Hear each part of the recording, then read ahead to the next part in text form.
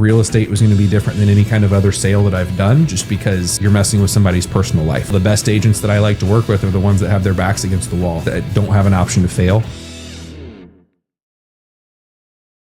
Curious to hear about your background and your journey, what brought you to where you are now. So went to IU, had the dream I wanted to work in sports. That was my end all. So sport communication major, minor in telecommunication.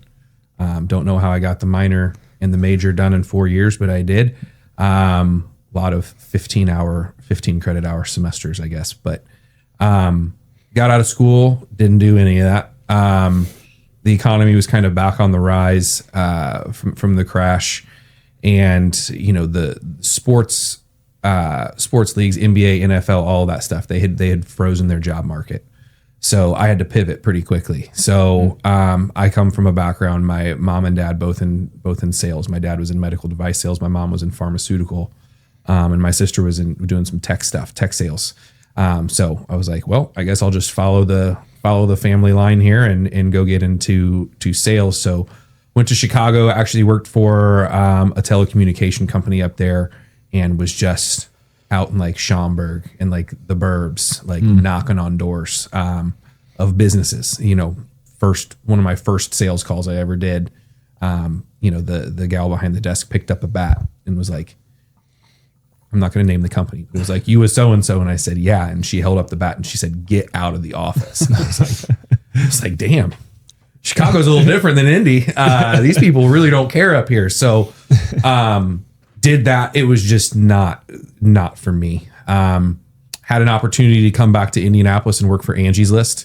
So I did that. And I did that for a couple of years.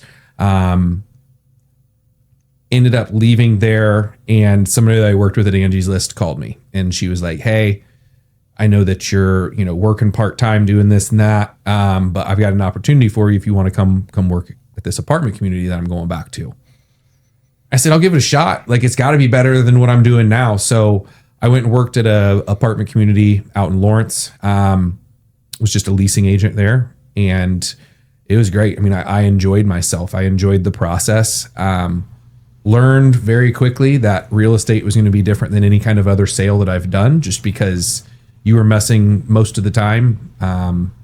You're messing with somebody's personal life, right? It's not like, you can't say it's just business, right? It's like, no, this is my housing situation. It's not just business for me.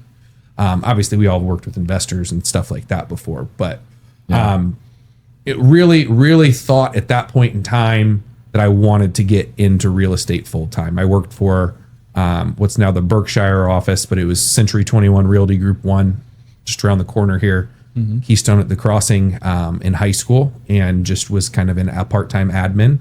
This was pre-booking showings on the internet, all of that stuff. It was, we get this big yellow book with the listing info. Book. Oh yeah, the big MLS book and all of that. So I saw what it was like before internet took over the industry, for sure. I mean, internet was definitely coming very quickly behind that. That was 04, 05. So I always had an interest. I mean, my one regret is I didn't just go take a real estate class while I was in college and go work for a real estate company down in Bloomington part-time. If I could do it all over again, I would, but I had other priorities, like, normal college life stuff. So I went and worked in the multifamily sector, and then actually met a broker. He had his own company, and he had his own property management company, and he wanted me to come work for him. So I went and got my real estate license and worked for him and did some single family property management stuff. So that was, like I said, that was end of 13, beginning of 14 when I did that. And then, so I jumped into real estate full time in 2017. That was when I was like, it's make or break. It was, I don't want to keep sitting here at this desk and just, working property management stuff. Because I was still in an office every day. I didn't like the environment. I felt like the environment I was in with that company was a little bit toxic. There had been a lot of turnover while I was there, and I was like, I'm just done with the corporate rat race. I was done with it. So, bet on myself at that point in time. And it was still the best agents that I like to work with are the ones that have their backs against the wall. new agents that don't have an option to fail. And I didn't, because I know that I didn't want to go back to sales and cold calling and all of the fun stuff that goes with it. So dove in head first, and here we are, a short 8-9 years later now. But and I was really given an opportunity to succeed, and I give all the credit to our owner, Jim Trueblood, because I was his maybe third buyer's agent that he ever hired. I mean, he's spending $1,000 a month on Zillow leads and dishing them out to us, and we kind of had to help get my success was his success. But he basically gave me all the tools that I needed, and I just had to figure out what levers to pull and what tools to use. But that's just kind of what led me here. We were at another company for a year.